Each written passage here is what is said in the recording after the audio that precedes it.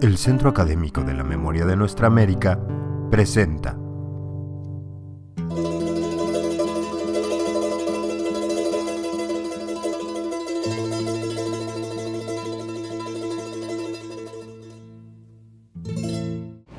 Desde inicios de los años 70 del siglo XX, la sociedad mundial concede una atención creciente a los problemas ambientales emergentes.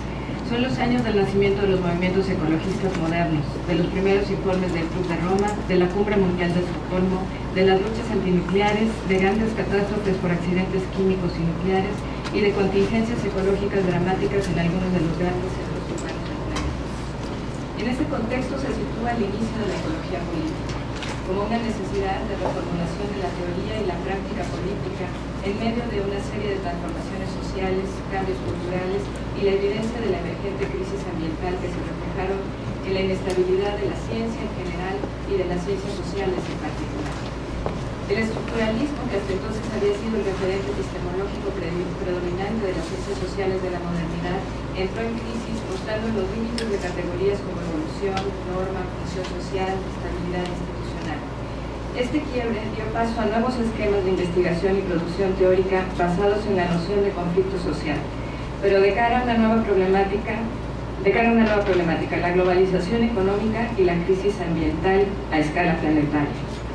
Como venía ocurriendo en las llamadas ciencias de la naturaleza, en las sociales se hizo evidente la necesidad del diálogo multidisciplinario. Ya en 1971, Nicolás Georgescu Roegen había vinculado los procesos económicos con las leyes de la termodinámica, estableciendo por primera vez el vínculo fundamental entre el crecimiento económico y los límites de la naturaleza. A finales de los 80, Joan Martínez Salier fundó la economía ecológica como un campo que estudia la confrontación inevitable entre expansión económica y conservación de la naturaleza, poniendo en evidencia la necesidad de internalizar las externalidades ambientales en los procesos de producción. Surgieron programas de investigación centrados en temáticas como el cálculo de los flujos de energía, a partir del análisis del metabolismo social, la estrategia de colocar valores económicos a los servicios y a las pérdidas ambientales, la construcción de indicadores físicos del deterioro ambiental e índices sociales de sustentabilidad, la reflexión teórica sobre los bienes comunes y los modelos de las interrelaciones entre la economía y el ambiente. Pero, como ha señalado Enrique Leff, fue necesario el surgimiento de la ecología política para analizar los procesos de significación, valoración y apropiación de la naturaleza que no se resuelven ni por la vía de la valoración económica ni por la asignación de normas ecológicas a la economía. El término ecología política fue utilizado por primera vez por Eric Wolf para explicar el poder político que media en las relaciones entre los seres humanos y el ambiente, o, en palabras del propio Martínez Salier, los conflictos de distribución ecológica. Es decir, los patrones sociales, espaciales y temporales de acceso a los beneficios de los recursos de la naturaleza y a los servicios proporcionados por el ambiente como el sistema de soporte de la vida. Se trata, por tanto, de un campo que estudia las relaciones de poder dentro de las estructuras sociales jerárquicas en el proceso de producción y de apropiación de la naturaleza.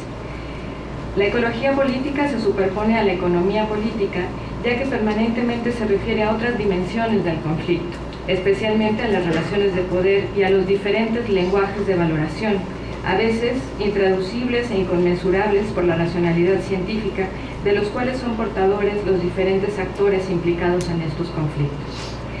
La ecología política emerge entonces como un campo de reflexión teórica, investigación científica y acción política que tiene como precursor al pensamiento marxista, aunque también existen claras distancias con él.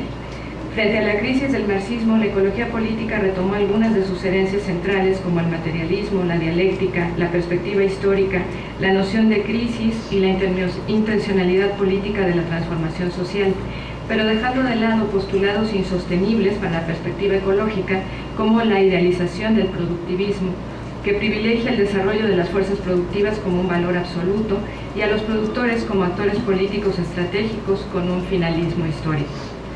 La ecología política se ha ido configurando en su perspectiva académica como un campo de confluencia y de retroalimentación mutua entre diferentes disciplinas a partir de una crítica profunda a la parcialización exacerbada del conocimiento científico y tecnológico y señalando la necesaria integración de perspectivas para abordar sus objetos de estudio. De esta forma, la ecología política es al mismo tiempo una perspectiva totalizadora del conocimiento científico y una práctica política renovadora.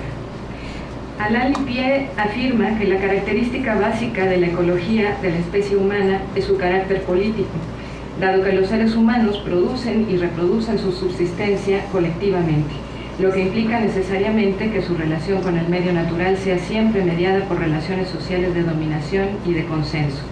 Asimismo, las comunidades humanas se organizan en territorios, lo que supone disputas o cooperación con otras comunidades territoriales.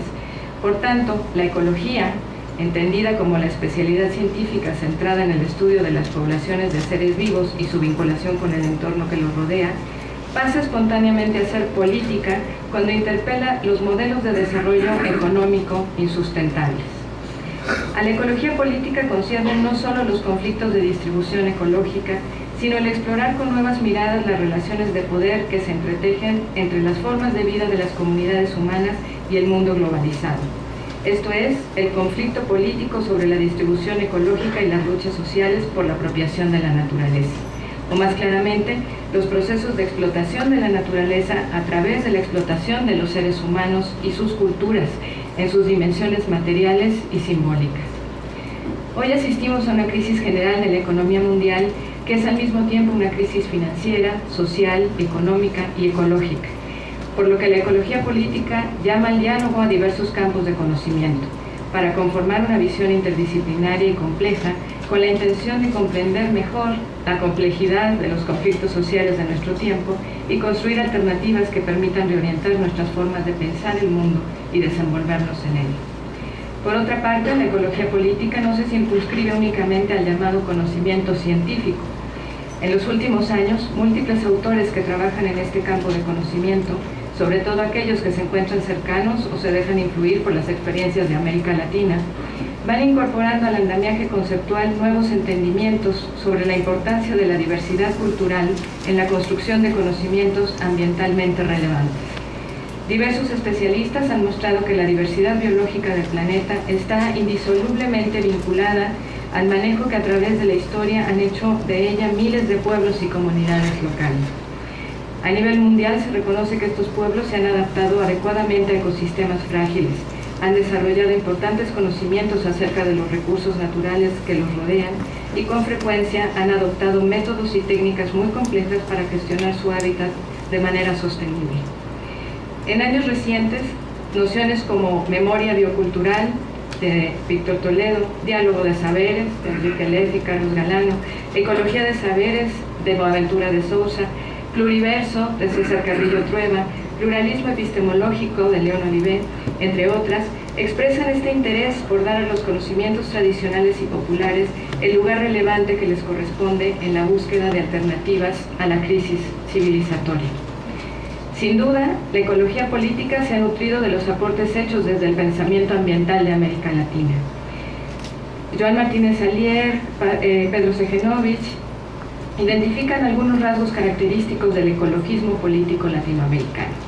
En primer lugar, una conciencia arraigada del desastre ecológico que implicó el proceso histórico de la conquista. Un orgullo por las experiencias agroecológicas andinas y mesoamericanas, muchas de ellas en proceso de revitalización y de recuperación. Una admiración por la gran riqueza biológica y la diversidad de los ecosistemas de la región desde la óptica científica, pero también desde la perspectiva cultural. La conciencia del saqueo histórico de los recursos, de donde emana la teoría del intercambio ecológicamente desigual, pero al mismo tiempo la prevalencia de élites exportadoras que en décadas recientes han impulsado las políticas neoliberales. El reconocimiento de las antiguas cosmovisiones indígenas y los aportes fundamentales que hacen a la diversidad biológica estas culturas que también son culturas contemporáneas.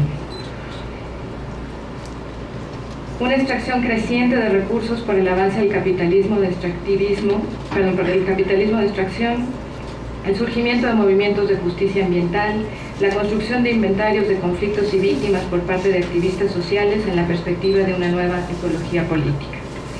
Un reciente ecologismo político latinoamericano que se abre paso entre el neoliberalismo y el nacionalismo popular por conceptos como deuda ecológica, reclamos de pasivos ambientales, justicia climática, justicia hídrica, derechos de la naturaleza, recuperación y defensa de los conocimientos tradicionales, buen vivir, comunalidad, etc.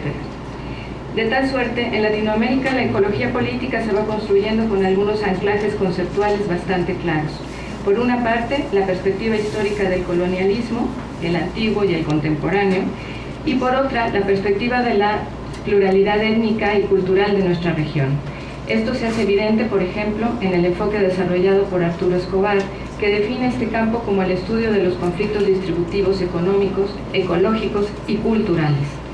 Escobar, quien figura junto con Gustavo Esteva como uno de los principales críticos latinoamericanos del desarrollo, ha aportado además una vasta reflexión teórica sobre colonialidad, lugar y diferencia como marco de referencia para la crítica cultural de la economía como una estructura fundacional de la modernidad.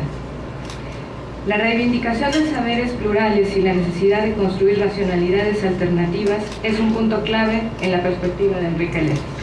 En su opinión, el ejercicio del poder en la lógica de la acumulación y el mercado, al mismo tiempo en que fragmenta el conocimiento científico-tecnológico y lo orienta hacia sus necesidades, ha subyugado la vasta diversidad de saberes populares sobre la naturaleza. Los conocimientos indígenas basados en siglos de convivencia, observación y experimentación empírica en el marco de ecosistemas locales fueron desechados desde la conquista y a lo largo de una colonialidad que permanece hasta nuestros días. Por esta razón, la ecología política supone también una epistemología política que desborda el proyecto interdisciplinario de construcción de conocimientos para trascender a la ambientalización de las luchas sociales. Héctor Alimonda puso énfasis en la fundamentación de la ecología política latinoamericana en su dimensión política con la intención de desarrollar perspectivas críticas y establecer diálogos y negociaciones, tanto en el ámbito académico interdisciplinario como en relación a los actores de los conflictos ambientales. En su opinión, la ecología de las sociedades humanas implica cuestiones de apropiación y el establecimiento de relaciones de poder que permiten el acceso a los recursos y a la toma de decisiones sobre su utilización por parte de algunos actores, así como a la exclusión de otros. Estas relaciones de poder están vigentes en América Latina desde antes de la época colonial y si bien han transitado por diversas etapas a lo largo de los 5 últimos siglos, en realidad siguen presentando formas coloniales que han supuesto genocidio físico y cultural, mecanismos de expropiación y exclusión de los recursos naturales, así como la destrucción o subalterización racista de identidades. Alimonda consideró además que la ecología política no debe olvidar, en su afán por resaltar la dinámica de los movimientos sociales y llamar la atención sobre los macropoderes actuantes en ámbitos públicos, locales, el análisis del papel del Estado y de sus políticas públicas en relación al ambiente. Los trabajos de Carlos Walter Porto González permiten entender el territorio en esta tradición de la ecología política latinoamericana, no como una fuente de recursos, sino como sustento material de la cultura, que es a la vez simbólico y espiritual. El territorio como espacio de surgimiento y significación de los saberes. El territorio como reexistencia. Así, la perspectiva múltiple de la ecología política permite examinar, en primer lugar, los fenómenos que resultan de la apropiación mercantil de la naturaleza y sus consecuentes conflictos ecológico-distributivos. En segundo lugar, permite comprender que en las respuestas tecnológicas a la crisis ambiental, como las energías renovables o los proyectos del llamado capitalismo verde, se configuran nuevos conflictos relacionados con la distribución de las rentas y la apropiación de los territorios. En tercer lugar, la ecología política aporta herramientas teóricas para comprender el papel del Estado a través de sus políticas y marcos normativos en el surgimiento y gestión de estos conflictos. En cuarto, la ecología política facilita la comprensión de la diversidad de respuestas que surgen desde la acción colectiva al señalar que en los conflictos ecológico-distributivos se expresan distintos lenguajes de valoración, que se configuran desde las distintas racionalidades y matrices culturales de los involucrados. Esto es, las relaciones de poder sobre la naturaleza incluyen la construcción histórico-social de la misma, de los ecosistemas y de la ciencia ecológica, pero también la construcción discursiva, las representaciones sociales y la diversidad cultural de los actores. Y es probablemente ahí donde están todavía los mayores retos de la epistemología para la ecología política, ¿no? Cómo construir esta pluriversidad, cómo escuchar las diferentes voces, que además vienen de raíces, de matrices culturales totalmente distintas, y donde muchas veces, como dice José del Val, la otredad resulta un hecho totalmente radical, ¿no? Insalvable tal vez en algunos casos, ¿no? Pero el reto es precisamente construir estas nuevas formas de conocimiento a partir de todas estas matrices, que finalmente son formas distintas de entender el mundo, de habitarlo, y que pueden ser una fuente importante para brindar alternativas a sus problemáticas ambientales actuales. Gracias.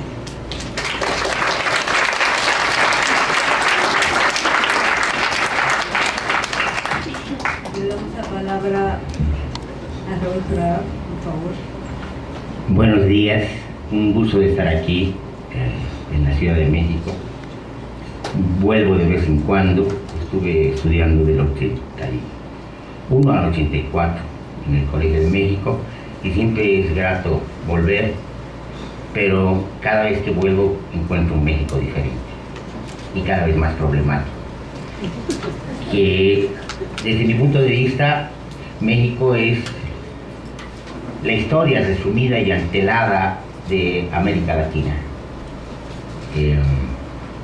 Fue el primer virreinato, enorme virreinato, desde lo que es ahora Centroamérica hasta Norteamérica, y en realidad fueron los conquistadores del Perú. Los que financiaron la conquista del Perú fue el virreinato de Granada y no la corona, que no quería financiar. Y además, lo que digo es la modernidad, y estoy de acuerdo con Bolívar y Echeverría, no nace en Europa, nace después de la conquista de Tenochtitlán. Los americanos, o los mexicanos, o los de Abya Yala, hemos abierto la caja de Pandora. La civilización moderna nace aquí. El 80% de las verduras que come el mundo están en la meseta mexicana, son agricultura mexicana y la papa andina, y después los europeos traen sus lenguas y sus tecnologías. Bueno, el mundo es mundo desde entonces, ¿no? Entonces tenemos que romper esa idea de que la modernidad nace en Europa. Esa es una historia universal colonial, es decir, ha nacido aquí. Y el sistema mundo capitalista también ha nacido aquí, y las grandes industrias, si podemos hablar así, o la acumulación originaria a escala gigantesca, se dio pues en ese continente, con una gigantesca esclavización, mercantilización de cuerpos africanos, la esclavización y sometimiento de pueblos y territorios de Abya Yala. Las grandes plantaciones, las grandes extracciones mineras empezaron aquí, la división del trabajo empezó aquí. Es decir, en realidad este continente es el que da lugar a este sistema moderno y esa civilización moderna. Entonces, en parte padecemos esta civilización moderna, pero también en parte somos sus causantes. Entonces, tenemos que reflexionar mucho sobre lo que hemos dicho, por una razón, no porque quiero decir ninguna verdad. Yo no creo en verdades. Las verdades son religiosas. Y lastimosamente otras iglesias, como los marxismos, ya soy provocador, que se llama, se han inventado otras verdades. Entonces actúan como los curas, y como tienen las verdades ya no puedes discutir. Entonces yo no creo en las verdades, pero no para decir ninguna verdad, sino que tenemos que reflexionar profundamente, porque hemos tenido muchas derrotas. Inclusive nuestras revoluciones triunfantes se han convertido en derrotas. Las revoluciones cambian el mundo, pero las revoluciones se hunden en sus contradicciones. Y no hemos aprendido muchas lecciones. Los revolucionarios no toman el poder toma a los revolucionarios y los transforma. Entonces, tenemos que reflexionar qué nos ha pasado, qué es lo que ha ocurrido. Como tengo que ser muy rápido, yo sé alargarme mucho, y la compañera me va a avisar 5 minutos antes para concluir.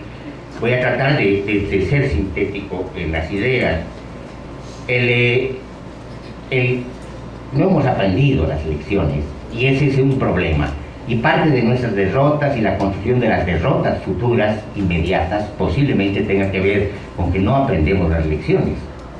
Es decir, y como una especie de conclusión, es lo que quería decir, y les digo a mis compañeros indígenas de Bolivia y de Ecuador y del Perú que si tenemos que respetar a los indígenas, las luchas indígenas recientes son las de los mayas y los zapatistas, porque ellos nos han enseñado una lección, ellos han aprendido la lección, no se toma el poder, se destruye el poder y se construye otra cosa. Y si tienes que hacer algo, un día me dijeron como crítica, yo fui constituyente, me dijeron los zapatistas como crítica, que no esperan ninguna constitución para hacer sus comunidades autónomas. Lo hacen porque quieren hacerlo. Así de simple. Y eso es otra lección importante, porque las revoluciones no se dan porque hay condiciones objetivas o subjetivas, como dicen los marxistas. ¿No? Eso es como para dejar para las caídas griegas tu responsabilidad. Las revoluciones son actos heroicos, se enfrentan a la realidad y a la historia y cambian la historia, es la realidad. Entonces, lo que tenemos que aprender es eso, es decir, ¿qué estamos esperando? Es decir, estamos esperando que se destruya el planeta, que no quede un solo árbol, que esté todo contaminado, para que recién reaccionar, y eso va a ser tarde. Va a ser tarde para las sociedades humanas, pero no necesariamente para la vida.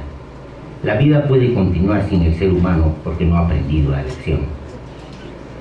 Entonces, en esta exposición no sabía cómo empezar, porque es quizás una manera de empezar, es empezar polémicamente con compañeros de mesa, compartimos muchas cosas, sobre todo los ejes primordiales de la crisis ecológica, pero también nos diferenciamos en las perspectivas, como muy bien lo has dicho tú, pero yo creo que no se trata de esa polémica, yo creo que ahora se trata de una convocatoria, es decir, una convocatoria a los pueblos, a la humanidad, a reinsertarnos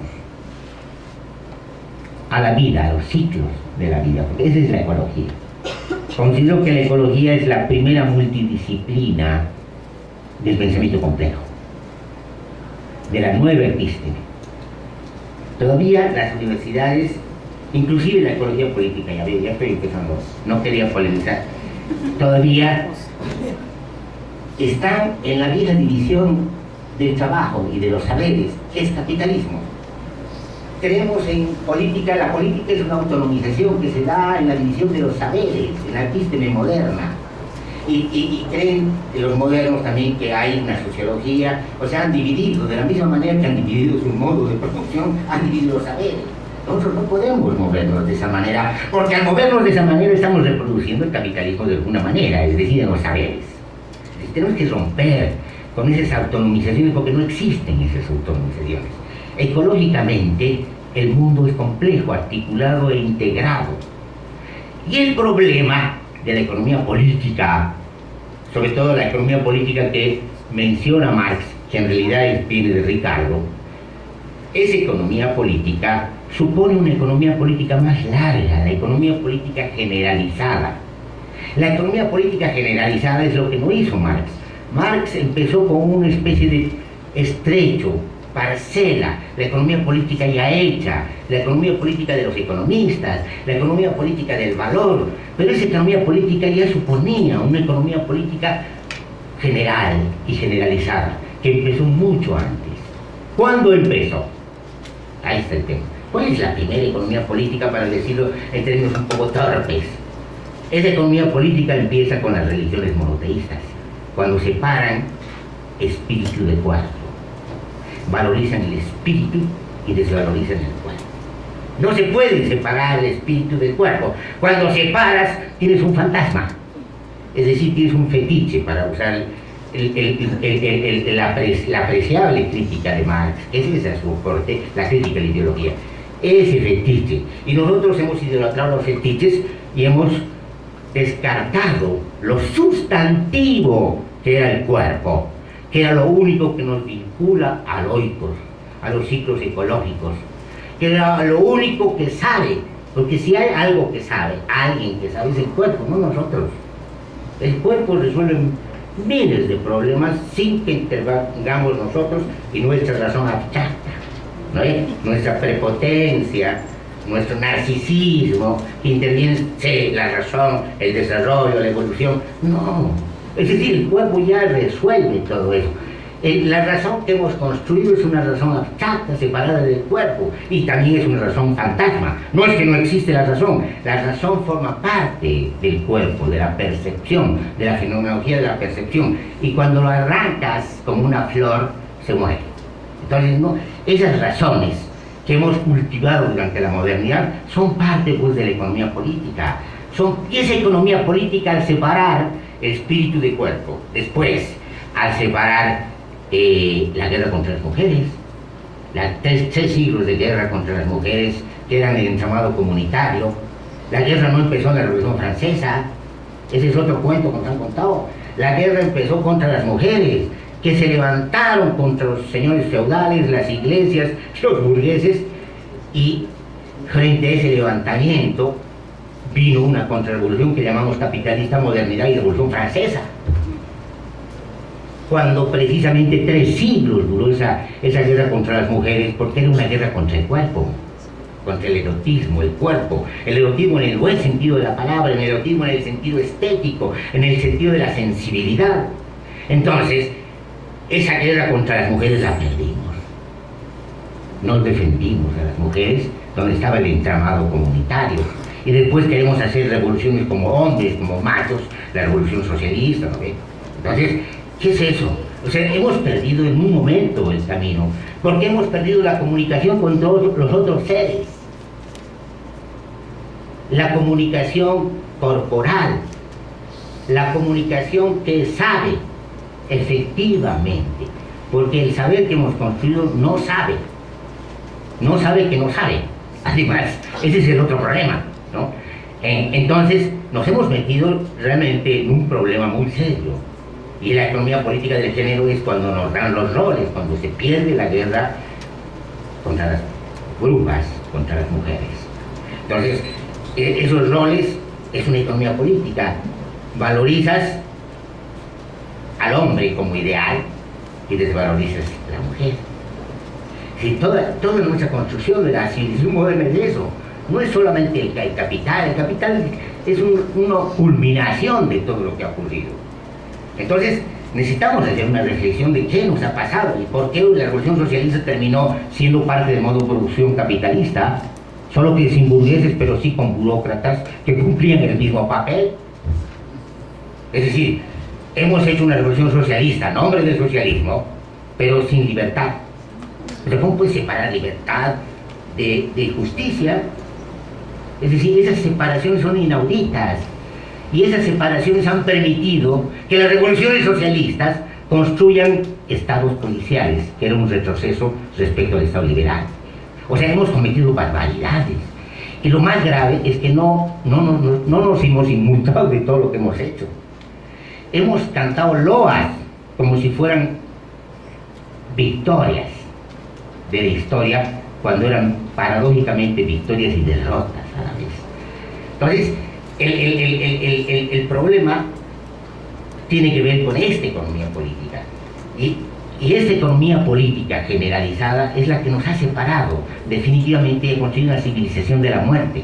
Porque si tú te separas del oico, no puedes separar, efectivamente no puedes separarte, efectivamente nunca nos separamos del cuerpo, pero en la medida que institucionalmente, imaginariamente, ideológicamente nos separamos, destruimos nuestro cuerpo, lo contaminamos, nos enfermamos, y en la medida que nos separamos del oico, también descargamos sobre el oico toda la transferencia, todos los costos. La economía política capitalista, que es una contabilidad abstracta, que la ha tomado lastimosamente, seriamente Marx, no habría por qué tomar en serio. Es una contabilidad, es una aritmética, ¿de qué? De la valorización del dinero. Sí, bueno, pero ¿qué significa eso? Ni siquiera esa aritmética está bien hecha. No contabilizan los costos de producción que se transfieren a la naturaleza, para decirlo de ese modo. Entonces, si nosotros incorporáramos los costos de producción, nunca habría ganancia. Lo que estamos haciendo es crear lo que llaman los ecologistas la huella ecológica. Lo que estamos haciendo es construir un fetiche sobre cementerios de ecosistemas, de seres orgánicos, de humanos. Es decir, esta es una civilización de la muerte, no es de la vida. Porque hace tiempo hemos dejado la vida desvalorizada en un rincón de la casa. Entonces, yo creo que el gran llamado que hicieron los zapatistas en 1994 era ese, es decir, tenemos que reinsertarnos otra vez a la vida. Tenemos que defender la vida. Y para defender la vida tenemos que salir de estas economías políticas, de este fetichismo ideológico, de este fetichismo institucional. Tenemos que reinsertarnos y volver a aprender a comunicarnos a través de nuestro cuerpo con los demás seres orgánicos. Formar parte de sus ciclos. Porque nuestra sociedad humana no puede estar al margen de los ciclos. Hemos perturbado los ciclos. Y creemos que dominamos. No dominamos nada. Sencillamente, el oikos y la vida van a reaccionar. Y están reaccionando. Es decir, no nos hemos aplazado. Somos un proyecto equivocado, fracasado del genoma, no solamente humano, sino del genoma que compartimos con los animales, con las plantas, que es el Luca, el ancestro común. Son nuestros parientes y estamos acabando con nuestros parientes. Es decir, ¿cómo hemos podido llegar a eso? Hemos llegado a eso precisamente porque hemos creado otras religiones, otras verdades, inclusive científicas. Entonces, por eso yo creo que esa reunión debe ser una convocatoria. Estamos amenazados, estamos prontos a desaparecer en los ciclos largos, geológicos, y no estamos haciendo absolutamente nada. Las burocracias internacionales ponen en la agenda la crisis ecológica. Esa manera de poner en la agenda es una manera de dilatar. Ya conocemos en México, conocemos muy bien, ¿no? Cuando se mandan a comisiones es para no hacer nada. Entonces, es lo mismo. Entonces está en la agenda y nunca van a resolver y les preocupa. Y encima hacen más caso a señores potentados que dicen, no, el tema del calentamiento global es invento de los activistas ecologistas. Es decir, a pesar de la situación en la que nos encontramos, al borde ya de una catástrofe que quizás ya ha empezado por el cambio climático, por el calentamiento, porque está subiendo el nivel del mar, bueno, a lo mejor ya ha empezado, no reaccionamos. Quiere decir que la ideología ha penetrado tanto, ha calado tanto en nuestros huesos, que nos hemos debilitado y creemos en nuestra ilusión de que esto se puede postergar y todavía se puede manejar. No nos damos cuenta que estamos ya en la catástrofe y que tenemos que hacer algo desesperado. Ahora, ¿quiénes van a hacer? Yo no creo que lo van a hacer los estados, no creo que van a hacer las organizaciones internacionales. Es decir, yo creo que son los únicos responsables de todo eso son los pueblos, porque los pueblos votan por esa gente, los soportan, creen en líderes, creen en caudillos, creen hasta en revoluciones, ¿no ve? Entonces, son los pueblos. Hay un tema ahí que tenemos que tomar muy en serio. La clave del poder no está en los que tienen armas.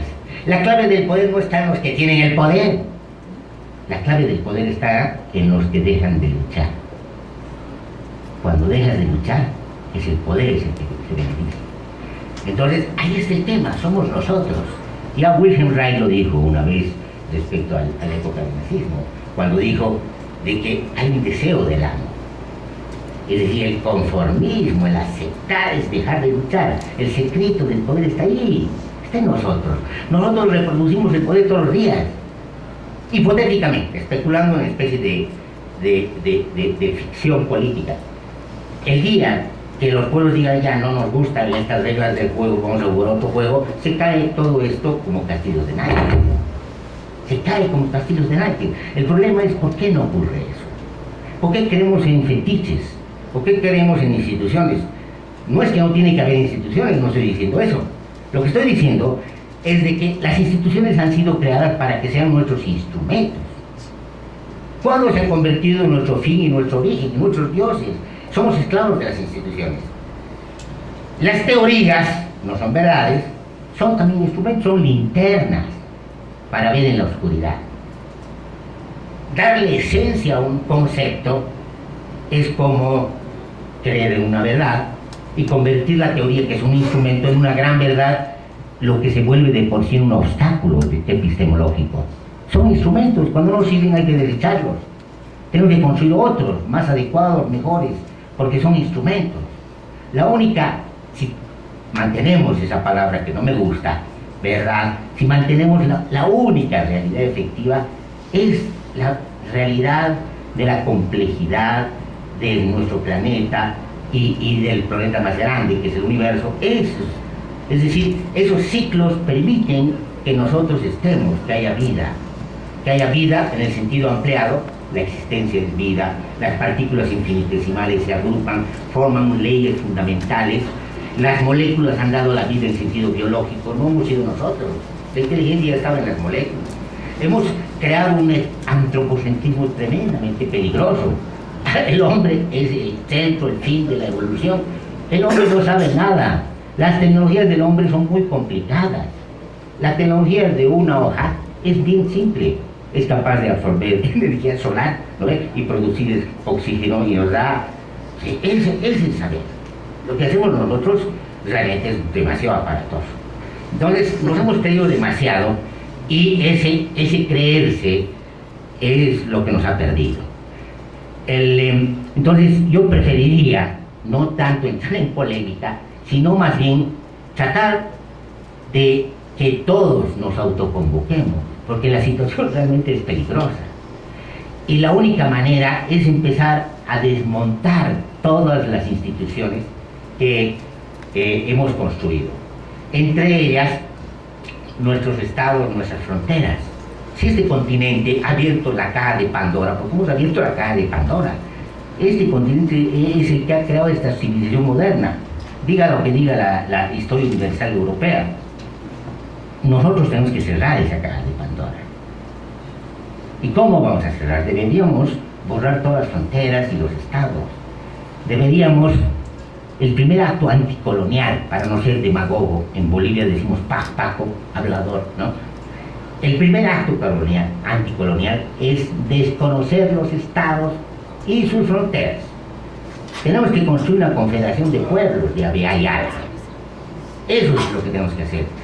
Es decir, empezar a cerrar la caja de Pandora y decir, esta civilización es una civilización de la muerte y lo que tenemos que hacer es recuperarnos, reinsertarnos otra vez a la vida, reaprender. Por eso es tremendamente valorizable las luchas de nuestros pueblos indígenas, porque ellos conservan en sus instituciones culturales esos saberes. Entonces lo que tenemos que aceptar para terminar es que estamos en lucha, estamos en guerra y tenemos que asumirlo plenamente. Muchas gracias.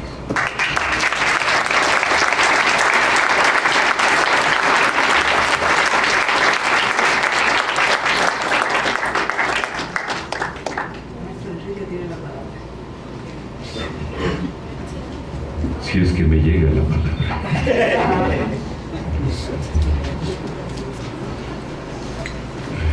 Estamos en guerra, estamos en lucha, tenemos que cerrar la caja de Pandora.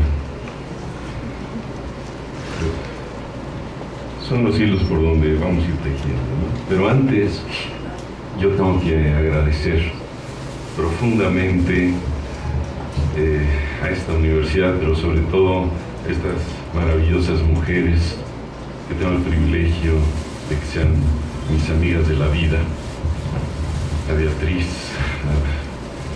al equipo que ha congregado, que ha convocado en este momento, en estas fechas, el 17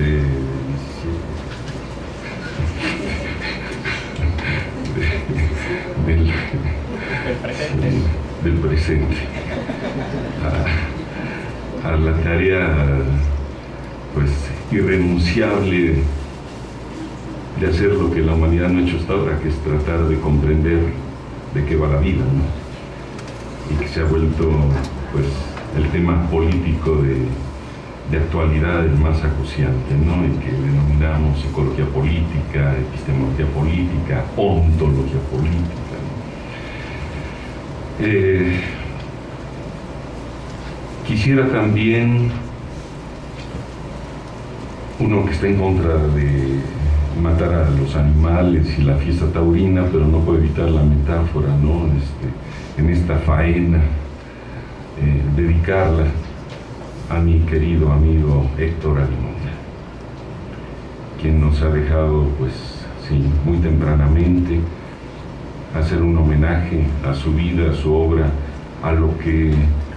a este espacio al que dedicó, pues cuando menos los últimos, déjenme recordar, 15 años de su vida, a aglutinar los esfuerzos, el conducir el pensamiento a través de este grupo de trabajo sobre ecología política de Claxo, que tuve pues el privilegio de impulsar, digamos, de acompañar, de apoyar de esta iniciativa que él tomó en Claxo, si recuerdo cuando menos desde el primer seminario que tuvimos en Costa Rica en el 2003, donde empezamos estas publicaciones de Claxo, ¿no? Y esta convocatoria que fue abriendo este espacio, llamémosle, para empezar, disciplinario, ¿no? En el campo multi o interdisciplinario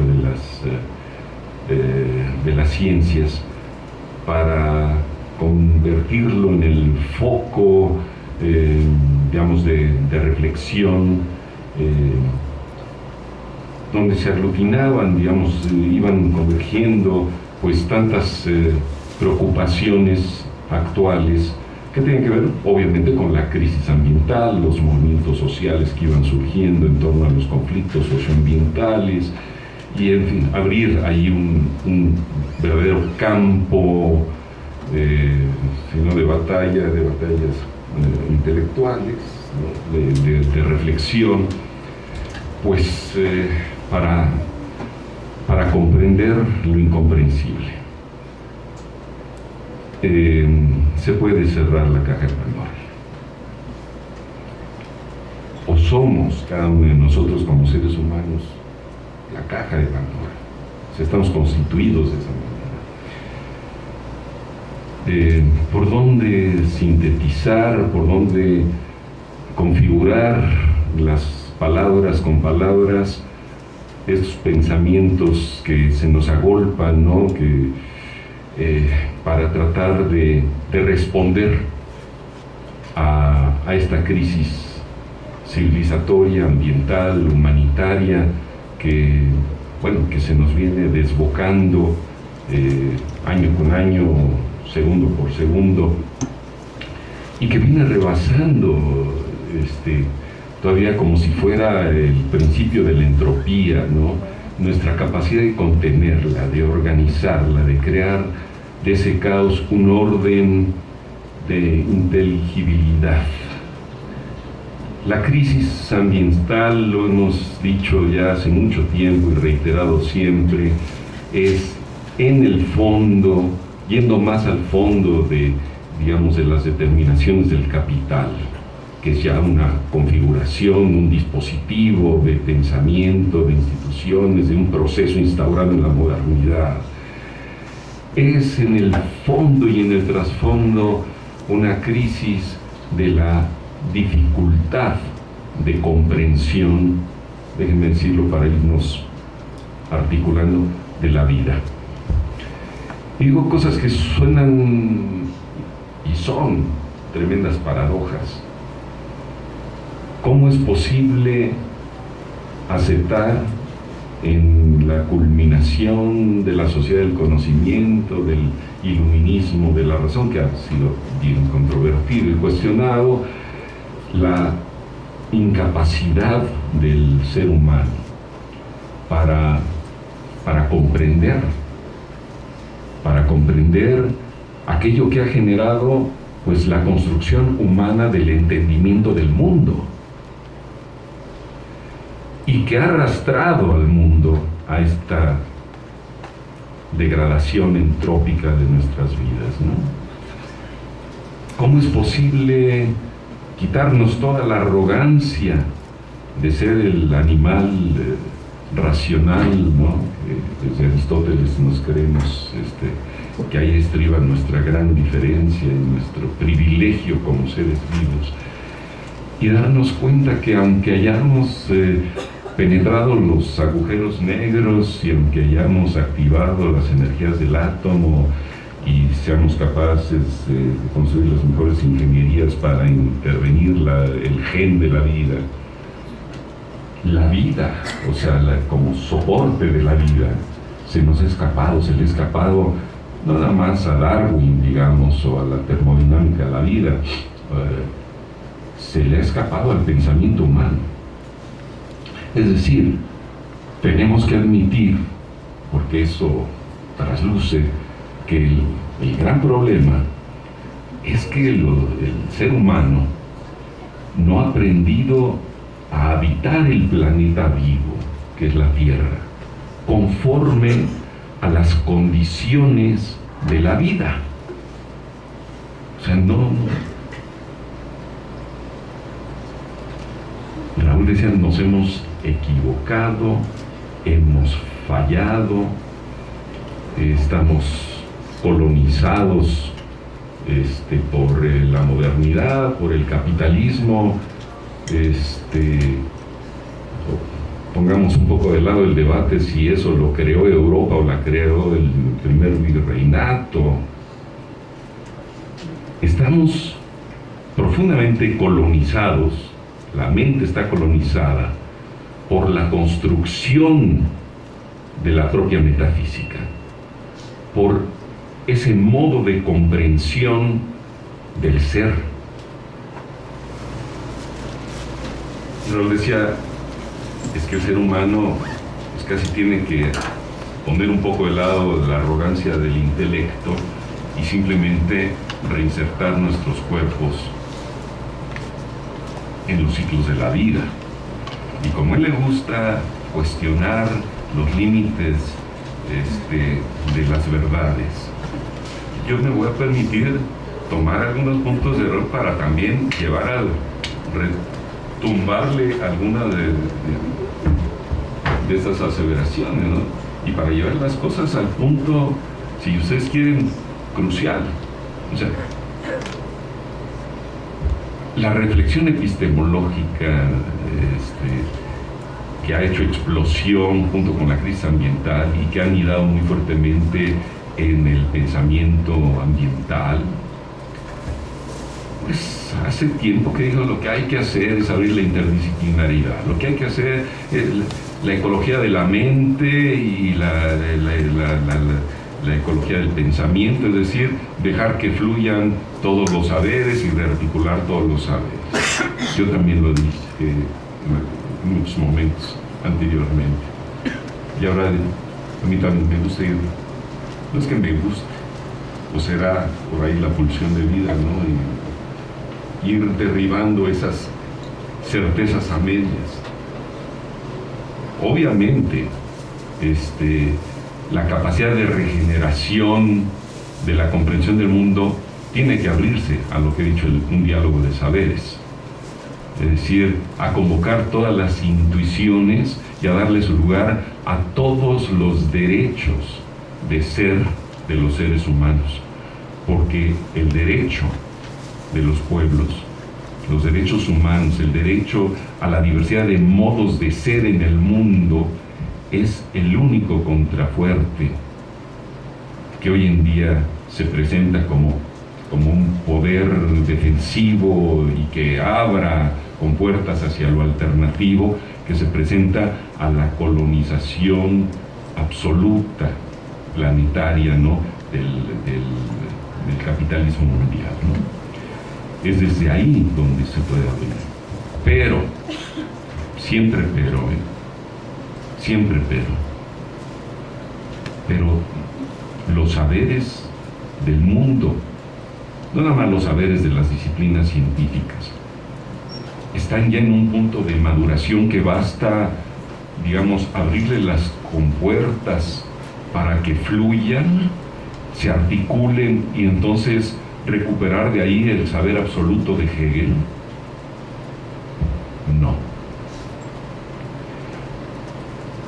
No, ni los saberes más lúcidos. Podemos decir que vivir conforme al summa causae, con todo lo que eso implica, de una asignación de un modo de comprensión, digamos, casi de la modestia del ser humano frente a lo pasmoso, indescifrable del cosmos, pero que da, o sea, forja modos de habitabilidad del planeta seguramente, claramente más sustentables que el ímpetu intervencionista del capitalismo, para poner extremos. Pero eso significa que en esas significaciones, en esos sentidos profundos del summa causae, que hoy es emblemático de los saberes de los pueblos, ¿no? Para no fijarlo nada más en los saberes de los pueblos quechuas y aymaras, sino eso ha proliferado en la diversidad de culturas en la medida que han resistido la colonización de la modernidad, del pensamiento abstracto, del eidos platónico, hasta el principio absoluto del capital. Hacer toda la...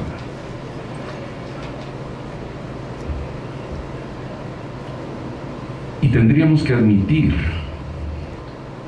que ahí no trasluce un saber claro, transparente, de cómo se juega la complejísima trama, ¿no?, de la biosfera, el juego de la entropía y la negentropía. Es decir, para saber cómo y hasta qué punto intervenir en los ciclos. El ser humano, hay que decirlo, no puede, también por esta comprensión de que es solamente cuerpo, materia y energía, y decidir reinsertarse como tal en los ciclos de la entropía del universo, dejar de intervenir, ¿no? Este principio también cuasi místico de Heidegger, dejar ser al ser, dejar que la ecología juegue con nuestros cuerpos.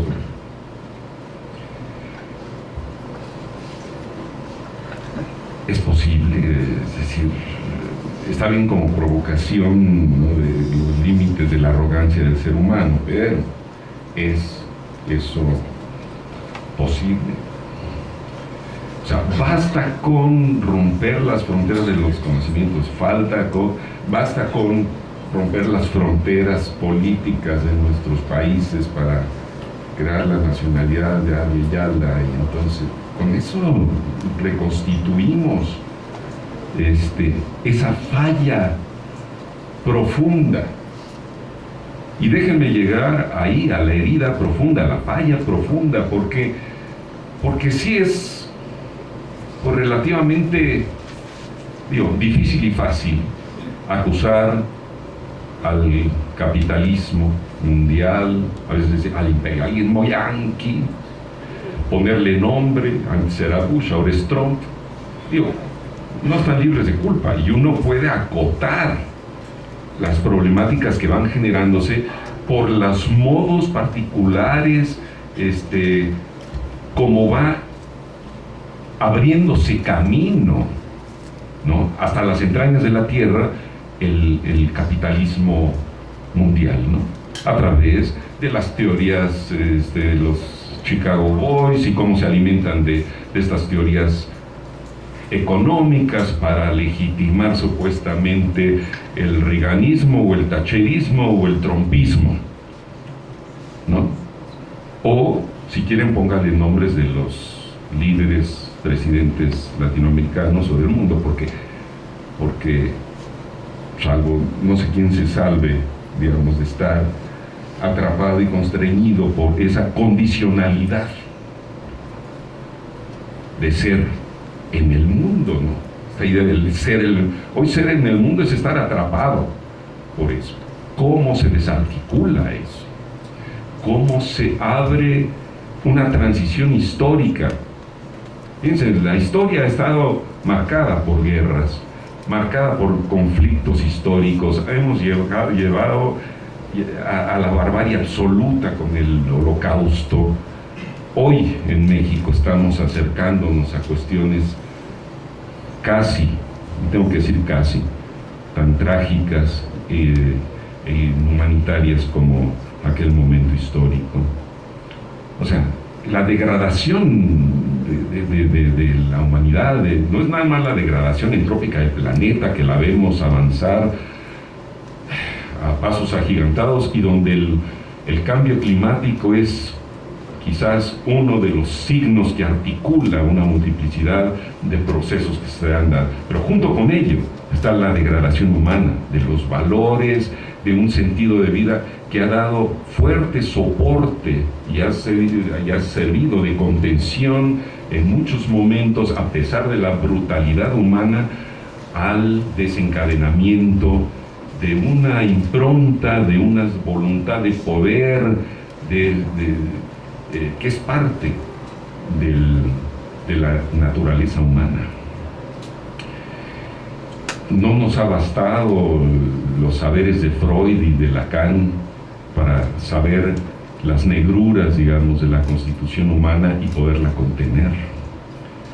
Porque la voluntad de poder que se ha instaurado en los regímenes ontológicos o en el régimen ontológico dominante, que es el de la tecnoeconomía, del capital, se ha instaurado también en el corazón humano, a un punto de degradarlo. Ustedes saben, y no digo más porque pongo en riesgo tal vez la existencia cuando salga de este plantel.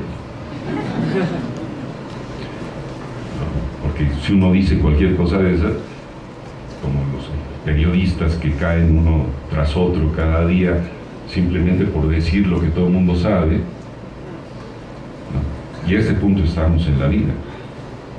¿Cómo en ese punto de caída al vacío absoluto recuperar sentido de vida y tejido de vida? Cuando yo digo, cuando llego al límite de decir, de cuestionar, hay un saber consistente que pueda ser tomado como bastión, como punto de referencia absoluto para distribuir al mundo y decir, aquí está el punto de defensa y la comprensión de esos otros mundos posibles. Ahí tenemos que reconocer que no hay un saber transparente y claro, hay una intuición profunda que es fundamental, como la intuición originaria que tuvo Heráclito cuando pensó la fisis y dijo, lo llamó el ser, pero pensaba en la vida, en el fuego de la vida. Es emergencia desde esa oscuridad que la mente no alcanza a entender, y que los griegos lo llamaron el ethé, y el saber, la transparencia que poco a poco se abría al entendimiento era la aletheia, que era un desencubrimiento de aquello que sabíamos que era lo generador de lo que se presenciaba a la mirada humana, a la comprensión humana, los entes, pero la fuerza que generaba eso, y que hoy lo podemos decir es la fuerza de la vida, permanecía en la oscuridad del intelecto. La raíz inicial y profunda de esta contienda, de esto que hoy vemos como conflictos socioambientales, que son conflictos por la apropiación, la distribución de los territorios bioculturales en este planeta, en esta biosfera. El origen de esa cuestión, uno puede decir, bueno, el origen está en la formación de la vida en el planeta.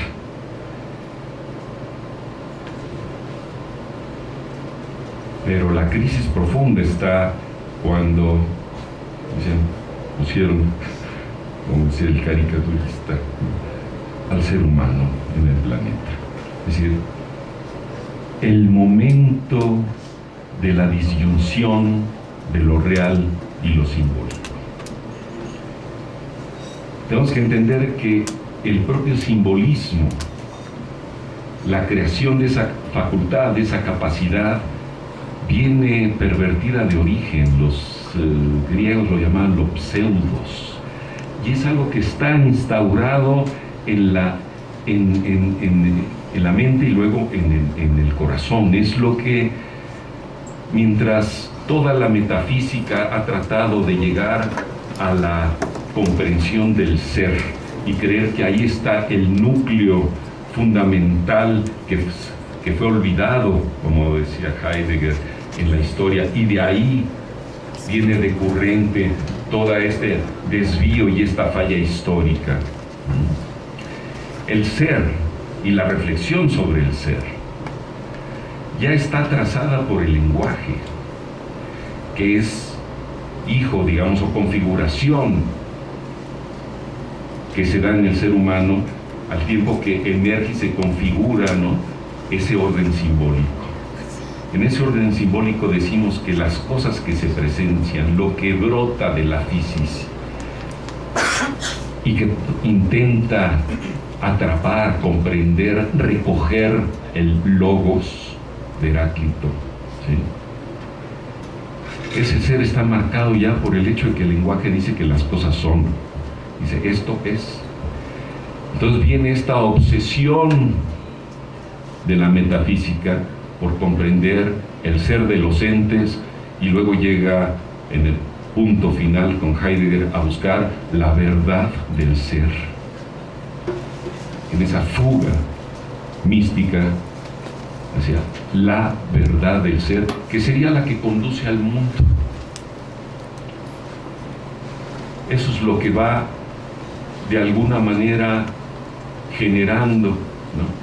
Sería la parte oscura, la parte fundamental, esencial de esa fisis que va generando el mundo y que se mantiene olvidada en la oscuridad. Y decía Heidegger, y quizás con la Gelassenheit, con esa serenidad, algún día caerá en este mundo, si no otro Cristo, quizás otro Hölderlin, que venga a traernos en la poesía la claridad, ¿no? El Lichtung, para... Nada más que este mundo está ya demasiado desgarrado, demasiado entropizado, demasiado dolido, demasiado agotado, para creérsela todavía de que por esa vía se va a restituir el sentido de la vida y el tejido ecológico que soporta la vida. Y ahí llegamos a si no una verdad absoluta, una cierta comprensión, que a esta humanidad no le queda otra más que reaccionar y responder desde el lugar donde estamos, desde esos derechos de ser de los seres humanos, pero que no pueden prescindir de una comprensión de la vida. No basta hoy las luchas de resistencia, porque sabemos que las minerías, que las plantaciones forestales, que toda la economía verde, porque sabemos que todo eso es generador de mayor entropización del planeta, destrucción ecológica, calentamiento global y subyugamiento o subyugación de saberes tradicionales. Es decir, que la contienda se da ahí en ir desplazando a todo aquel que se oponga a la expansión ineluctable del capital, porque el capital está constituido por ese gen maligno, porque el capital no puede estabilizarse como hubiera deseado Hermann Daly. El capital trae esa locura inserta, tiene que crecer para mantenerse, y no hay manera de que crezca el capital sin seguir consumiendo destructivamente una naturaleza limitada, y puede llegar a tratar de colonizar Marte, para empezar, o puede entrar a las entrañas del planeta a extraerle el último suspiro, ¿no?, de hidrocarburos, ¿no?, a este planeta para mantener viva la maquinaria que ha instaurado el capital, ¿no? En su reproducción ampliada. Entonces, la reproducción ampliada del capital y esa pulsión, ¿no?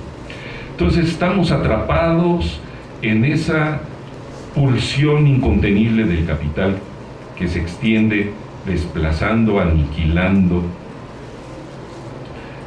ya no solamente por cuestiones, digamos, de ideologías racistas, en principio, que también, o sea, ¿no? Sino por una, pues, casi pues una justificación, una necesidad intrínseca del capital de crecer de esa manera. Y eso es parte de la ecología política y de la ontología política. De la ecología política en el sentido que son, digamos, los regímenes de poder que se están apropiando hoy en día, pues ya no solamente de los medios de producción, sino de la potencia ecológica del planeta. Se están aprovechando de la energía solar transformada por los ecosistemas, de eso que hoy llaman bienes y servicios ambientales y que buscan toda esta discursividad y los instrumentos de distribución equitativa de los recursos genéticos y bla, bla, bla, bla, bla, bla, bla, con todas las mañas y manías que tiene asociado todo ese proceso. Y ante lo cual, la defensa ante eso es la resistencia, pero también, y sobre todo lo que tenemos que abrirnos en este campo, es lo que mi querido amigo Carlos Walter en algún momento de lucidez dijo, la reexistencia,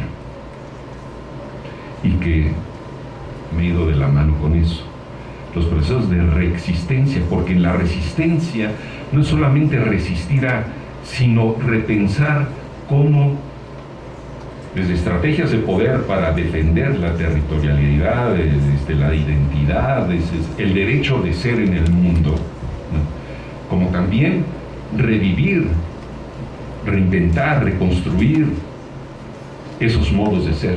Y a eso están abiertos los pueblos indígenas, no es nada más a defender un modo, digamos, idealizado, esencialista de su historia, sino son mucho más lúcidos y mucho más creativos, más democráticos, más sensatos que el capitalismo. Están abiertos a saber que tienen que repensar, que tienen que reabrirse, que crear reservas extractivistas y estrategias conceptuales y estrategias productivas. Sí, estamos en un punto de quiebre histórico que no ha vivido antes la humanidad, por trágicas que hayan sido muchos momentos históricos.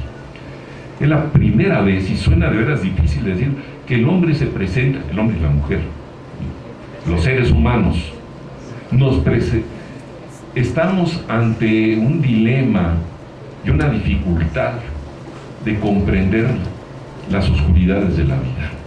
La termodinámica de la vida ha avanzado últimamente en entender la complejidad, ¿sí?, de la simbiogénesis, de la cinética de la química, de la microfísica que va constituyendo la evolución de la vida y ese tejido. Pero eso no alcanza a transportarse al campo, a la comprensión de lo humano. Y esa es, digamos, parte de la falla de la ciencia de la complejidad, ¿no? A la hora que buscan transponer lo que puede ser comprensible en sistemas termodinámicos abiertos, alejados del equilibrio, la termodinámica de la vida, a comprender al ser humano. Porque ahí, a lo que no llegan a comprender es eso que señaló Lacan cuando dijo, mientras la metafísica va en pos del ser, el psicoanálisis lo que encuentra es que en el fondo del corazón humano está la falta en ser. Somos hijos del agujero negro más grande que hay en el universo. Eso es el ser humano. Y busca recubrirlo a través del poder del dinero, a través de la afirmación de una capacidad intelectual. Quizá yo mismo esté haciendo esto en este momento, porque necesitamos reafirmar de alguna manera nuestra existencia. Y en eso se da ese juego tan difícil de alcanzar esa comprensión de la vida. Necesitamos hoy entender cómo se juega la vida en la trama de la biosfera. Necesitamos abrirnos a entender hasta qué punto hay en las tradiciones de los pueblos que han resistido y que están reexistiendo, en sus imaginarios, hay una incógnita, hay un enigma, una elucubración que yo mismo me he atrevido a abrir a la reflexión. ¿Hasta qué punto la vida en sus complejidades organizativas como vida cósmica, termodinámica, cómo se ha filtrado, cómo ha anidado a través del lenguaje, de los simbolismos, de las cosmovisiones, de las prácticas en los pueblos de la tierra?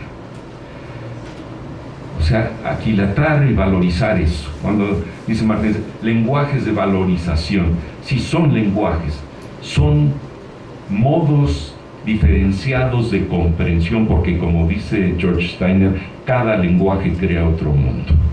Estamos ante el tremendo desafío de deconstruir la unidad, universalidad metafísica de la historia anclada en el absolutismo del ser o del saber, a entrar a la comprensión más deleuziana, ¿no?, de un mundo constituido no por mónadas deleuzianas, sino por la diversidad de mundos de vida, modos de comprensión, lenguajes, darle su lugar y darle su oportunidad de desplayarse, de desplegarse y abrir una política de la diferencia y de la otredad que nos permita realmente abrir los cauces de encuentro de esa diversidad y creer que ahí se reabre la historia humana.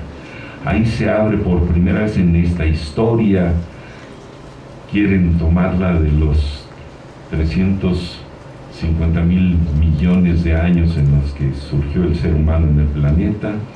Bueno, de esos eones de años hemos llegado a este momento histórico en el cual es la humanidad quien tiene que hacerse cargo y comprender, porque si no lo comprendemos, ¿de dónde demonios?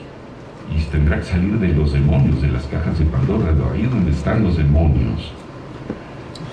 Cómo conducir las estrategias políticas para, primero, querido Miguel, sí, decrecer, pero el decrecimiento, pedirle al capital que decrezca, control. Ya lo apuntamos en 2008 en un diálogo. ¿Decrecimiento o deconstrucción? Yo sé que el decrecimiento trae aparejadas muchas cosas que no solamente implican bajarle el tono al PIB. De eso se encarga la propia economía. Ya ven que la economía ya no crece al 10%, ni al 8%, ni al 7%. La economía se encarga de decrecerla. No, lo que necesitamos es salir del atrapamiento, de cómo habitar el planeta, de cómo valorizar las relaciones con la biosfera y con estos seres que somos nosotros, cómo desobjetivar. O sea, el mundo está atrapado por eso que llamó Heidegger la Gestell, el mundo, el orden de lo Gestell, la Gestell, que es el orden de disponer todo lo que existe en el mundo, desde el primer y último átomo del universo hasta cualquier ser humano, en términos de objetos valorizables por la medida, hoy en día, del mercado. La ontología del mercado, del intercambio desigual, o de la equiparación de los valores entre las mercancías, los objetos y el trabajo en términos de una igualación, ¿verdad?, del valor.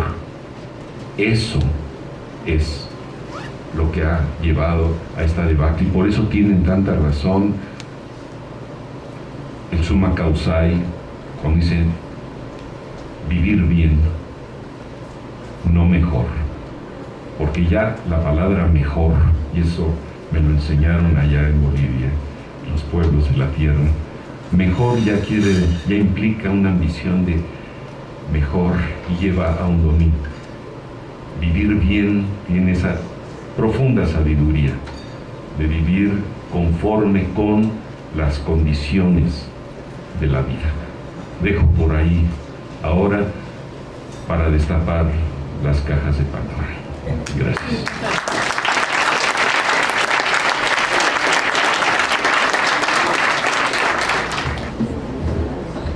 Muy bien, bueno, sé que no puedo extenderme, sería interesante extendernos, pero por respeto no voy a extenderme. Algunas aclaraciones. Lo que me llama la atención de las ciencias sociales y humanas, inclusive de la filosofía, a Heidegger no lo considero filósofo, considero que es un poeta que se cree filósofo. En realidad el último filósofo de la historia europea es Hegel, que ha querido resolver un problema irresoluble presentado por Spinoza, quien piensa la potencia. Y es un desafío. Y el otro desafío era Kant, que critica la razón pura, es decir, y plantea la razón como una de las facultades. Fíjense, entonces Hegel, el gran racionalista, lo que va a tratar de hacer dialécticamente es resolver el problema. Y él escribe una carta muy interesante que la reproduce un francés que escribe sobre precisamente el excedente. Ahorita me voy a acordar el nombre.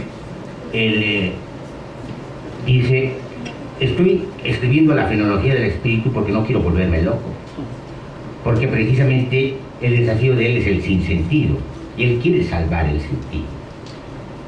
Entonces toda la fenomenología del espíritu es eso, es decir, trata de resolver la contradicción entre la experiencia, ¿no?, y la conciencia, entre una conciencia, una autoconciencia y la otra autoconciencia que se reconocen. O sea, quiere resolver a través del extrañamiento y el regreso a sí mismo, al sujeto. Lo que está salvando es el sujeto, y el sujeto europeo. Es decir, la dialéctica es una violencia impresionante. La dialéctica es una violencia. Ha tratado de resolver conceptualmente lo que no se puede resolver y ¿en qué sentido? No se puede resolver en términos materiales, en términos existenciales, porque esas son paradojas inscritas en la carne. Ya la biología molecular plantea de que nos movemos en paradojas, no en contradicciones, que es el lío de la dialéctica, ¿no?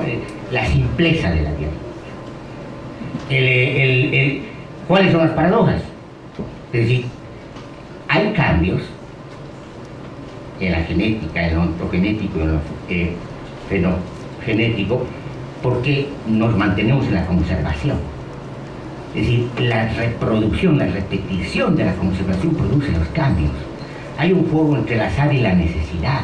El azar se afirma en la necesidad y la necesidad se afirma en el azar. Es impresionante, es decir, ese es el pensamiento paradójico, y el pensamiento paradójico es el pensamiento del pensamiento complejo.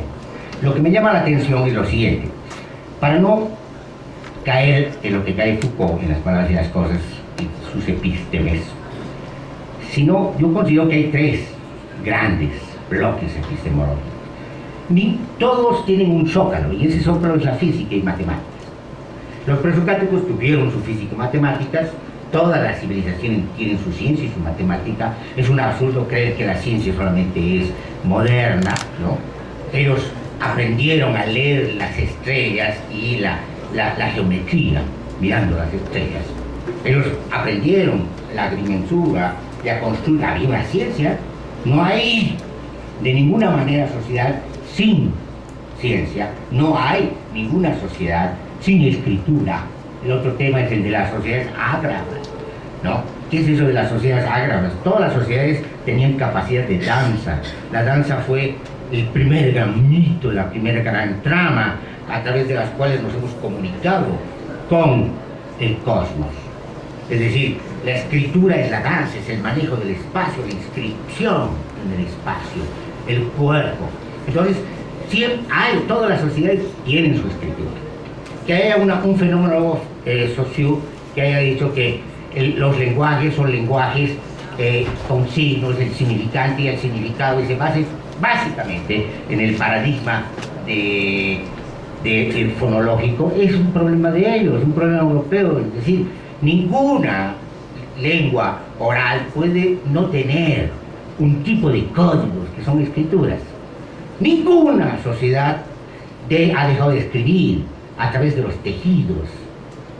En el mundo andino, los quipus, que eran las formas, como se narraba y se contaba. Y además los tejidos son pues ya una escritura. Es decir, ahí está la escritura. Pero la escritura ya estaba en nuestros genes, es decir, las moléculas tienen capacidad de leer químicamente y de codificar químicamente. Es decir, el problema del lenguaje no es del humano. Ese es el problema de Heidegger. Y otro problema de Heidegger que quería resolver el problema del tiempo.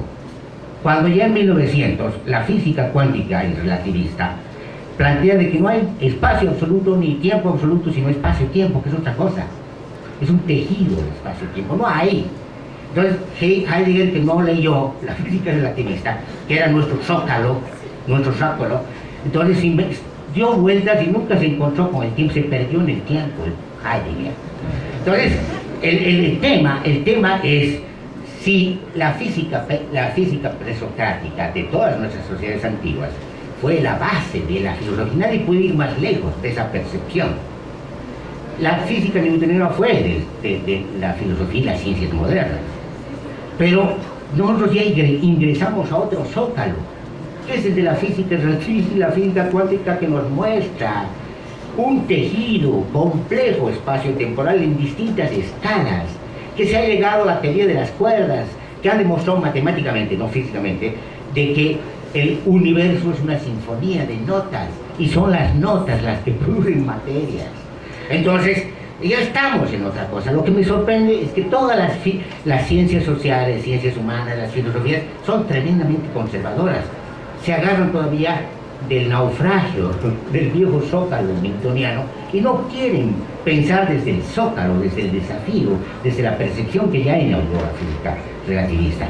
Entonces no se trata aquí de no saber, de volver, digamos, a un no saber, ¿no? Los saberes son tremendamente complejos. Recién estamos aprendiendo.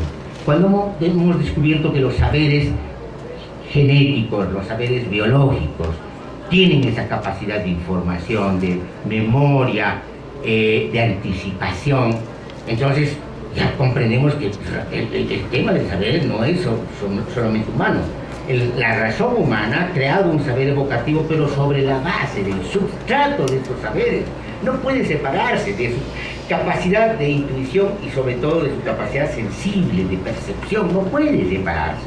Es decir, separar es creer que hay un origen de la razón y ese origen de la razón tiene origen en la historia de la filosofía. No, es decir, nosotros no hemos inventado nada, formamos parte, le damos nuestra singularidad evocativa a través de nuestras culturas, nuestros lenguajes, nuestra manera de perdernos, nuestra manera de ser arrogantes. Bueno, pero digamos que le damos una singularidad a una historia, déjenme usar esa palabra porque no es historia, son genealogías en realidad, una historia que es mucho más compleja. Formamos parte del mundo, del universo, de sus ciclos en las distintas escalas.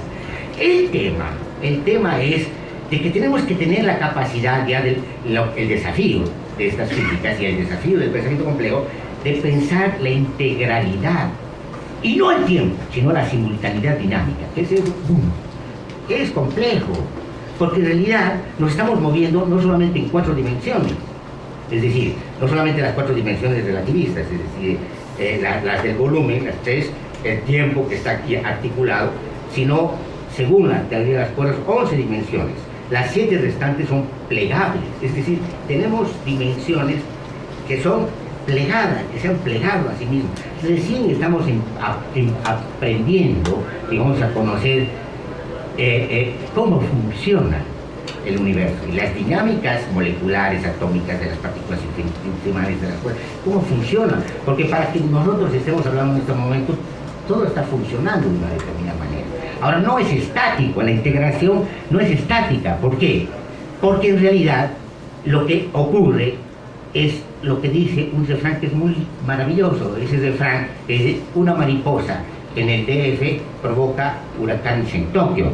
Esa metáfora es realmente impresionante porque nos ayuda a darnos cuenta de que en la simultaneidad dinámica del multiverso, lo que está ocurriendo es de que lo que hagamos, cualquiera de nuestras singularidades, afecta a la resincronización. Siempre. Es decir, nuestro universo, nuestro tejido espacio-temporal siempre está cambiando. Hay continuidades, hay irregularidades, pero siempre está cambiando. Estamos aprendiendo a comprender estos fenómenos. Es decir, entonces, en esas condiciones tenemos que replantearnos, inclusive lo que hablamos de pasado, presente y futuro, que es lo que hemos inventado en la historia lineal. Parece que no funciona de esa manera. Entonces, ¿cuál es el tema? No es no saber, sino de lo que se trata es precisamente avanzar con los saberes, desechar nuestros saberes que se han vuelto ideológicos y se han vuelto de profesores, porque yo soy profesor también. Es decir, los profesores enseñamos verdades, tenemos que aprender todos, nunca tenemos que perder la capacidad de aprender. Por eso yo ya me he negado a ser profesor, yo no quiero enseñar nada. ¿Qué voy a enseñar? Yo prefiero aprender. Entonces, aprendamos entre todos. Ahora, obviamente, que se llama el hecho, la gran dificultad nuestra y de los activistas es cómo logramos liberar la potencia de los pueblos, la potencia, cómo se liberan y rompen con el fetichismo. Bueno, hay que comprender, es realmente más complejo, porque no solamente hay sociedades institucionalizadas que sostienen los estados y las instituciones y las mallas institucionales, sino sociedades alternativas. Todas nuestras sociedades tienen formas de resistencia, de prácticas, de desviación, son sociedades alternativas. Y cuando viene una crisis de veras, estas sociedades alternativas intervienen y generan revoluciones, trastocamientos, pero lo que llama la atención es que estas sociedades alternativas no son constantes, se retiran para que los institucionalizados sigan manejando la cosa, pero se retiran. Es decir, hay sociedades alternativas. Entonces, el tema es cómo logramos convencer, convocar, pero parece que no puede ser solamente el lenguaje racional, porque el lenguaje racional va a escuchar el oído racional, ya está domesticado. Parece que tenemos que interpelar al cuerpo, hablar a la potencia de las comunidades, a través de estéticas, de otras racionalidades más complejas, qué sé yo. Es decir, algo que tenemos que aprender. Pero van a haber, obviamente, transiciones. De la noche a la mañana no vamos a entrar al paraíso terrenal. ¿Ve? No podemos. Es decir, van a haber transiciones. Pero esas transiciones tenemos que construirlas ya no como vanguardias. Las vanguardias habían sido las nuevas élites. Es decir, son las nuevas élites. Las vanguardias lo que hacen es convertirse en las nuevas élites, son los nuevos amos. Hemos cambiado de vanguardias, solo que hablan otro discurso, a nombre de la libertad, a nombre del socialismo. No, es decir, ¿quién puede ser vanguardia? Tenemos que aprender una cosa que sí nos están enseñando los zapatistas, a construir consensos entre todos, dure lo que dure. Construyamos consensos, es decir, llevemos la democracia más lejos. Hagamos la democracia en serio. La democracia quiere decir autogobierno del pueblo, no representantes, no delegados. ¿Quiénes nos van a representar? ¿Quiénes van a hablar en nombre de nosotros? Es decir, no hay esa posibilidad. Esa posibilidad ha sido la restricción democrática que se ha inventado la modernidad. La modernidad ha restringido la democracia, ha inventado una democracia restringida, precisamente para abolirla. Y la ha abolido porque ya no hay autogobierno del pueblo, hay gobierno de los representantes. Ahí empieza el lío. Y es una economía política porque separa ese Estado de sociedad. La sociedad es la que construye el Estado. Y valorizamos el Estado, Hegel otra vez, ¿no? Hegel realmente es terrible, porque es la racionalidad acabada del Estado, es la síntesis política de la sociedad. La sociedad es plural y no puede autogobernarse. Entonces, fíjense, nos han convencido que porque somos plurales, diversos, no podemos autogobernarnos. cuando precisamente la riqueza está ahí. Los lenguajes no se han construido para que hable la gente que habla el lenguaje, sino para comunicarnos con otras lenguas.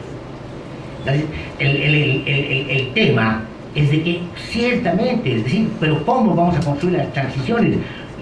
Hemos fracasado, nuestras revoluciones han fracasado, nuestros activismos, que son esforzados, son realmente encomiables, pero no estamos logrando nada. Si hacemos un balance de lo que teníamos que hacer en relación a un orden, pongamos un orden, la reinserción en los ecosistemas, en los ciclos, no hemos avanzado nada, nuestros resultados son pobres y tiene que haber algo, es decir, nos estamos equivocando teóricamente.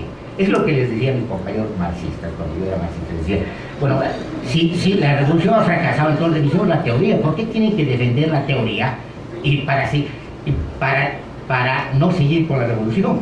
Es decir, que es una contradicción. Si prefieren defender la teoría y evitar continuar la lucha, porque ya ha habido una teoría que es verdadera y ha habido una revolución que es la revolución, que es el fin de la historia. Son otros Fukuyama, anteriores a Fukuyama.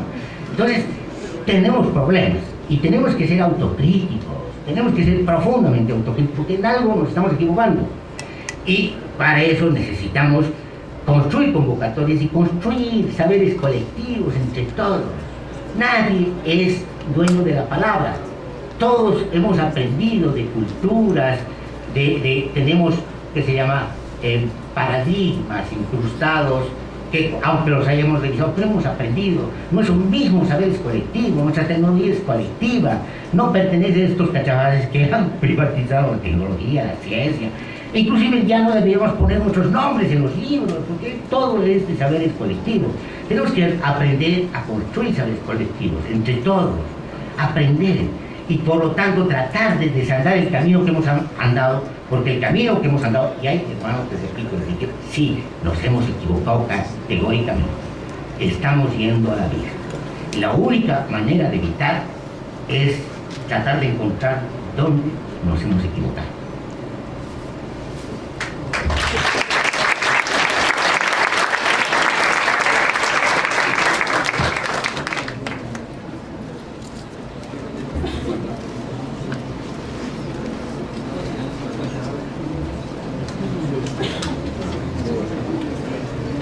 Bueno, ¿dónde nos hemos equivocado? Traté de decirlo,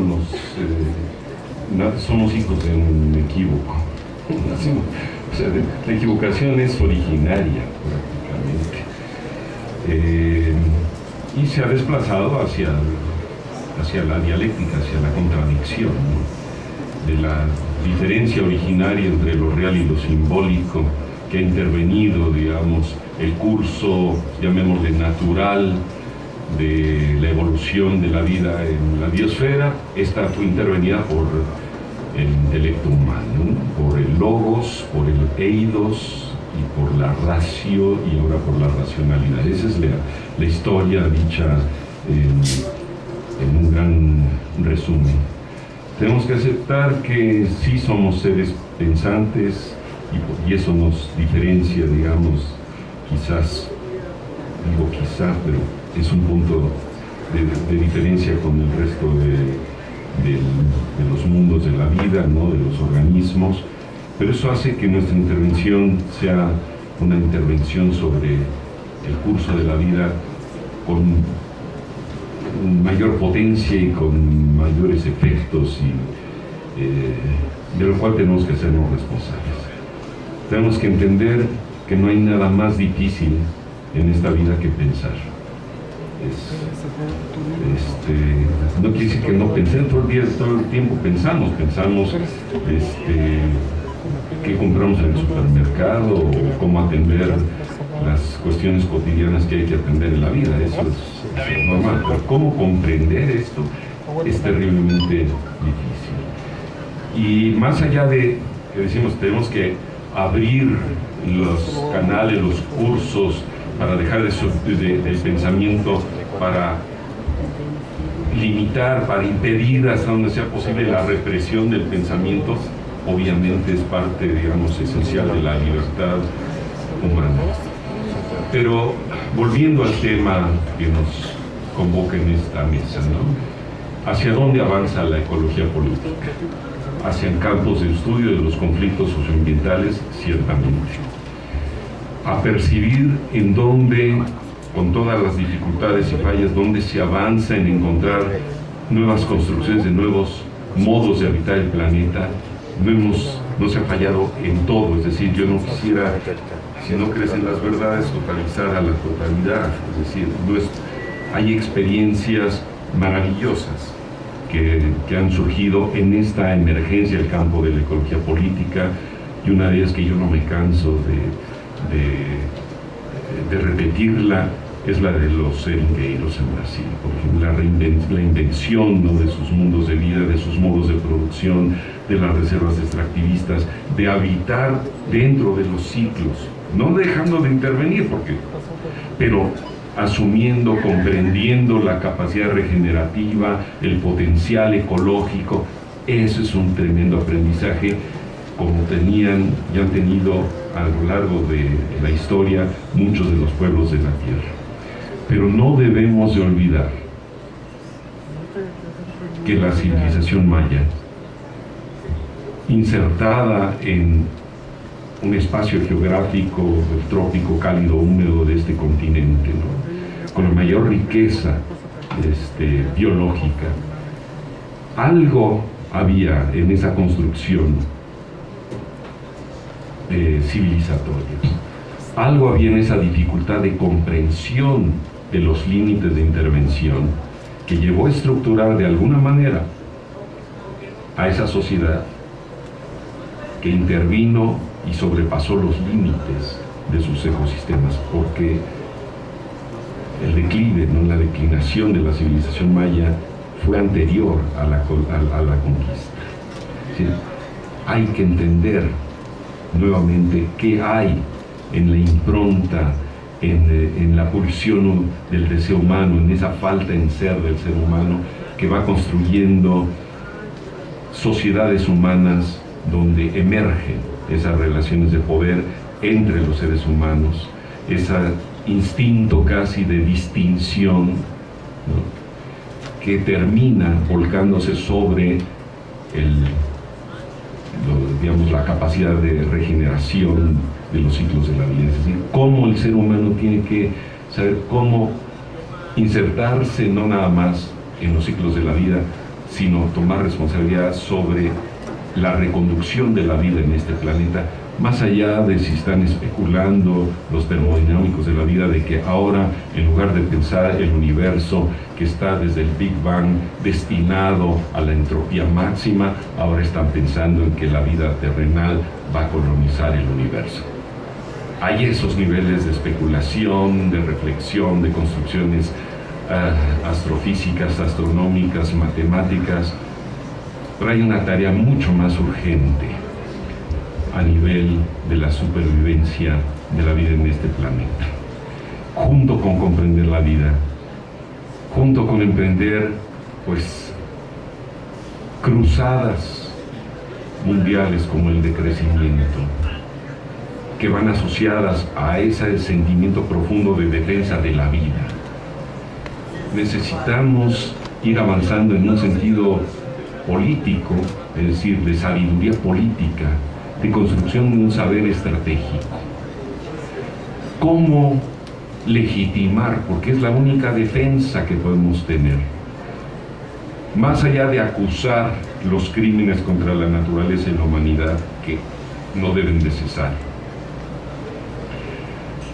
¿Cómo construir una legitimidad jurídica hoy en día en torno a los derechos humanos que permita defender los derechos de ser de los pueblos de la tierra y sus territorialidades, porque ya no va nada más asociado a su derecho a usar su lenguaje, a usar sus vestimentas, a mantener sus prácticas tradicionales?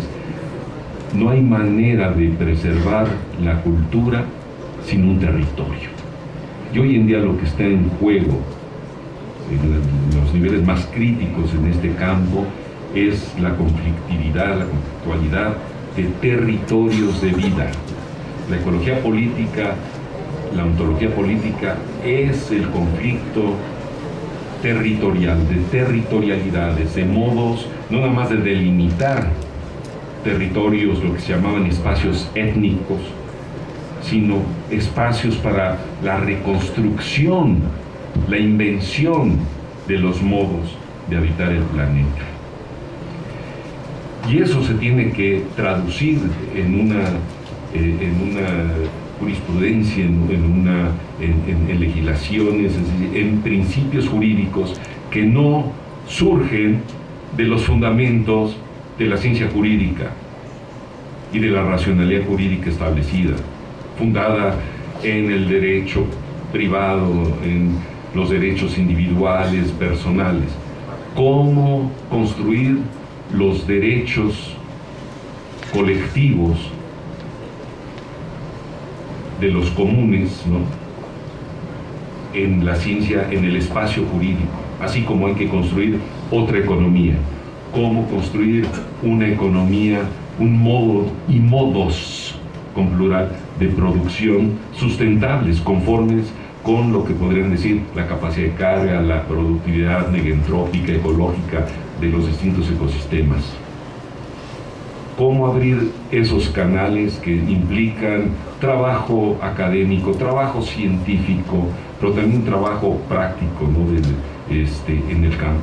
Y cómo estructurar las luchas, las solidaridades, las luchas sociales, de manera que se vayan aglutinando en este espacio que se vuelve tan difícil, que es la aglutinación, la solidaridad, las alianzas, ¿no?, de los movimientos sociales en torno a esta apertura del mundo hacia la diversidad, la diferencia y la otredad.